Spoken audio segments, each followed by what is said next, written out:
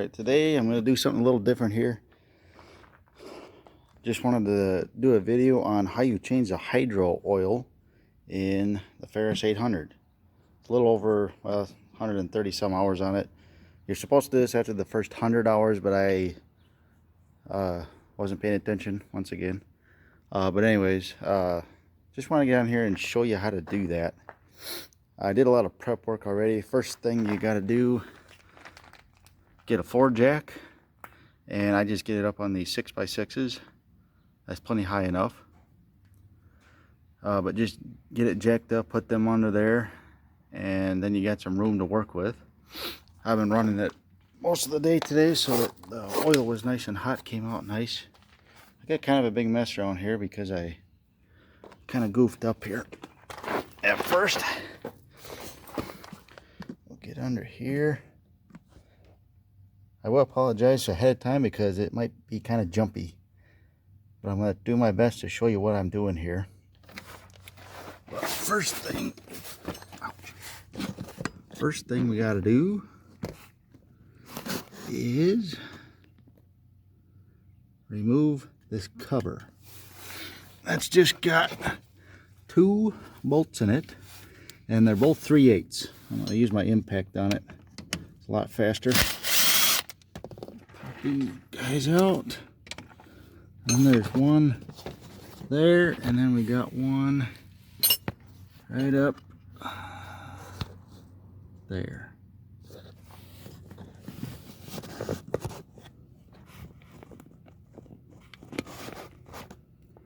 Sorry, this is jumpy. Well, we'll do our best here. Pops them out just like that. I'll put the bolt with that over there out of the way. I already did the one side already. Now we're going to do this side. Slide you over here.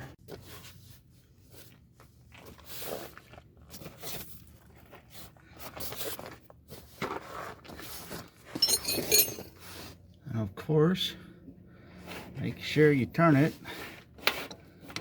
counterclockwise. I almost had to think about that for a second. Make sure I turn it the right way. Let's see. Grab it from that side. Turn it towards me.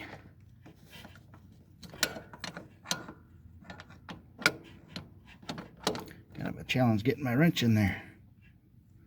Damaging up that filter, but that's okay. It's the old one. Pretty aggressive pliers I got. I just got it because my original oil pliers is too big for these little filters, so I had to buy this. But it seems to be working good. First time I've used it. Pan back under. Loosen that up. Yeah, there it comes out. It's just what I want. Like I said, I've been using it today so it comes out good. Nice and warm. Yep, pretty black looking. I noticed it doesn't seem like it matters when. It seems to get pretty dark in there. More so than it even does in the engine, it seems like. But it's going to be different. And this is also 20W50, I believe.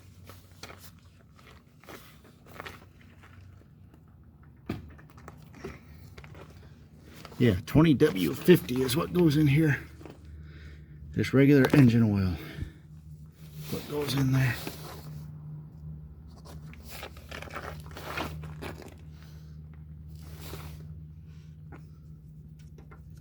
Get that off the rest of the way. Oops, turning it the wrong way here. Ain't the first time I've done that.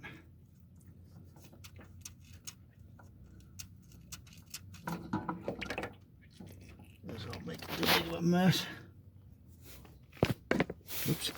Sorry guys, I keep bumping you around here. Let me move you back a little bit.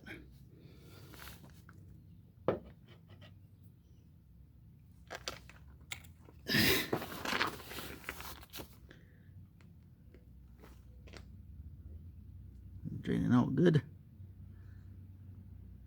It's a fairly simple process, really. It takes a little finagling to get under here, but the hardest thing is just trying to get the bleeder bolts that are up on top, the hydros. There's one on each side.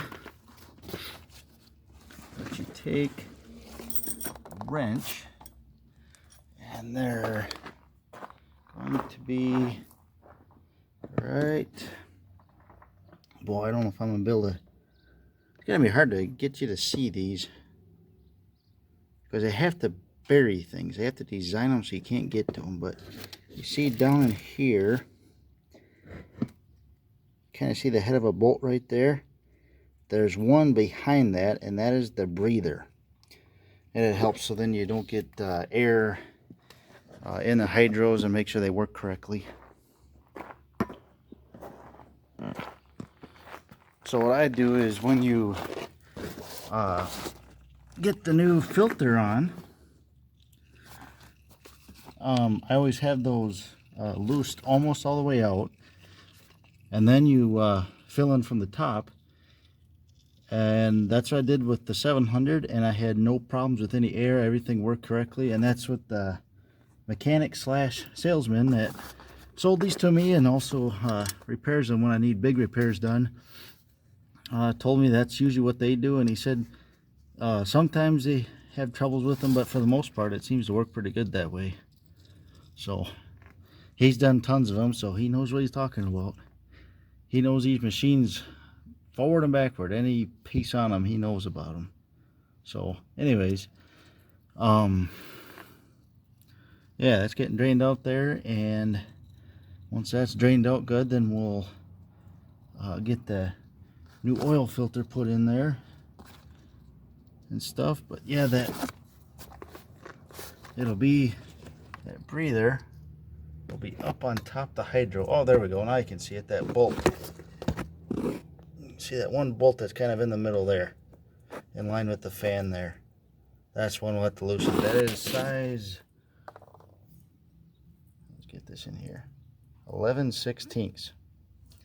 It's a challenge to get up in there, but you got to kind of feel around, but you can get it loosened and eventually. But then once that's loose, then you can go ahead and start filling up oil. And I usually, he told me to just kind of fill it up till it starts coming out of that, and that's usually about right. And then just go up to the top. You know, if you want just a teeny bit up in the reservoirs up above is what it says. So it's getting there.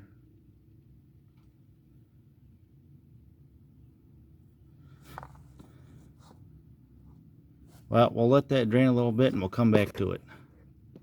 Alright, I put a little bead of oil around the end, around that gasket, so it doesn't dry out.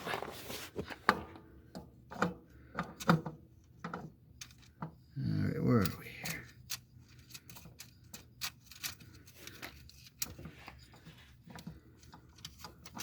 Come on, Aaron, you can do it. Or can you do it? How come we're not lining up here? I am turning this right way. There we go. I knew I could do it. And then this I just tighten by hand, good as I can.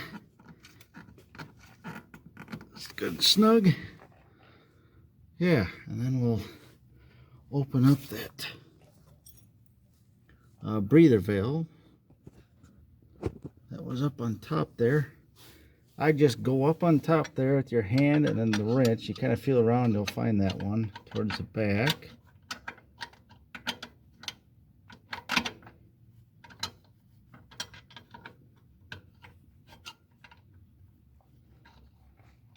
It's not that easy. It's actually kind of a challenge to get back in there. Kind of frustrating how they design this stuff, actually. Yeah, a lot of grass up there. That's something else I need to watch out and make sure you clean that off, because that can cause them to get a little hot too.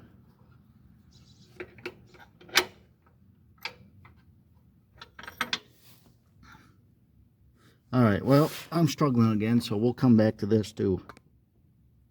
Okay, now we're going to add some oil.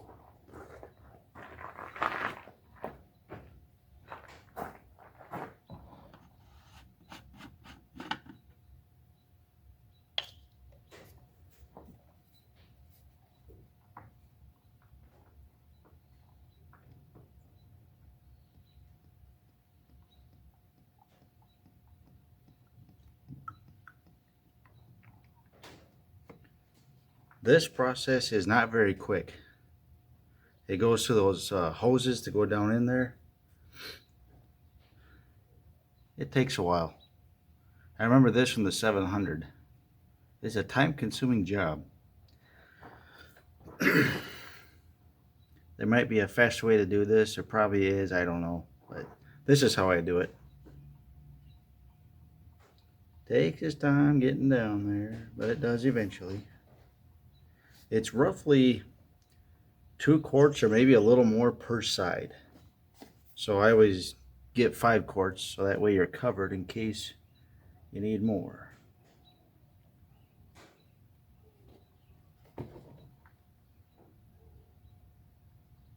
Anyways, 2 quarts, maybe a little more for each side, and this process is slow. It takes a long time for that oil to go down and whatever, but just make sure you got your filters in, and then like I said, those breathers, loosen them up when you're going to fill it, and that seems to help with the air. You know, it's pushing through the system and then the air can come out, and that seems to help keep the air from gumming up your hoses or whatever. So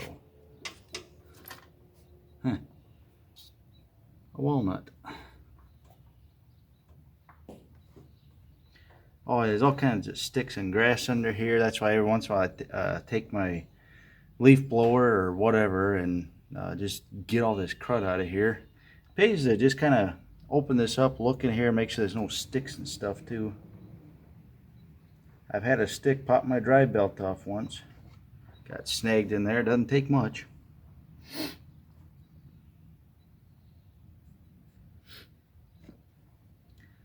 Like I said, if somebody's watching this and you've done this before and you know better ways, go ahead and comment and say, hey, why don't you try this? Or, you know, this is just how I'm doing it. You know, I'm not a professional. This is the first time I've done this particular one.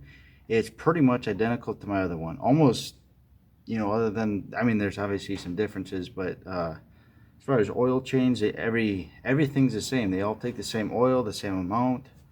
You know, it's a lot of the same stuff really, so it's nice that way. Pretty much the same. So anyways, it'll take more oil and stuff here, but we'll just skip this part because this will be a very long video this way.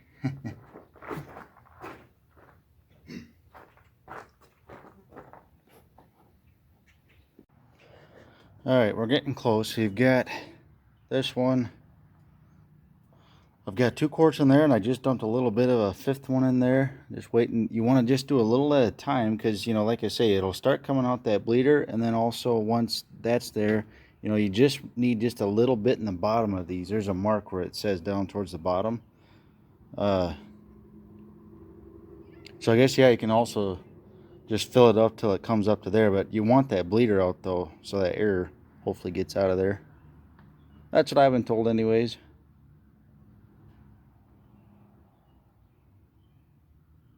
Slowly going down. I also looked to see if there's a way to directly pour this into the hydros, but those bolts are so buried, I just don't know how you do that. Might have to try to come up with something for next time.